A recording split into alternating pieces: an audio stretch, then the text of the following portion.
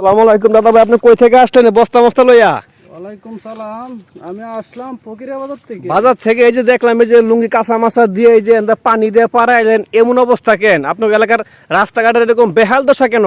আমরা এলাকার রাস্তা শেখ হাসিনা সরকার গেছে গা, অনেক মনে হইতেও পারে, নাও হইতে পারে।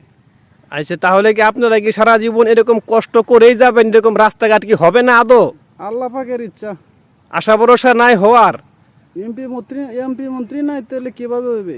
এমপি মন্ত্রী না? আচ্ছা, আমি একটা কথা শুনলাম, ওই যে আপনাদের যে সামনে একটা বড় রোড ছিল, ওই রোডটা হইতাছে, কিন্তু এই যে সংযোগ সড়কটা আপনাদের এই মসজিদ থেকে রাস্তা পর্যন্ত এটা হচ্ছে না কেন? কারণটা কি?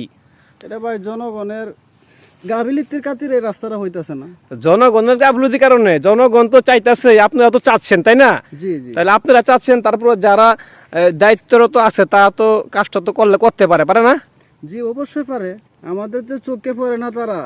যদি চোখে পড়তে না তারা, তাহলে তো রাস্তাটা এখনো থাকে না, 25 সালের আগে শেষ হয়ে যায়। আচ্ছা আচ্ছা, দেখতে পারতেছেন যে কত কষ্ট নিয়ে কথাটা বললেন, ঠিক আছে, যে আসলে তারা কিন্তু অবহেলিত, তাদের চোখে পড়ে না। দেখেন কতটা কষ্ট করে, আই সর্বনাশ, বস্তা 3 মহিনা একটা বস্তা মাথায় নিয়ে তারপর লোকটা এই যে এদিক দিয়া, এই যে দেখেন কি রাস্তাটা, ঠিক আছে, এই গাং পাড়ি দিয়া সে এই ভাঙতিটা পাড়ি দিয়া সে আসলো। এরকম আরো 3-4টা এরকম তার ভাঙ্গা রাস্তা পাড়ি দিতে হবে ওই মসজিদ থেকে ওই রাস্তা পর্যন্ত। এলাকার লোক আসলেও খুব কষ্টে আছে, ঠিক আছে, কি বলবো, এই রাস্তার কোনো বাপমা নাই।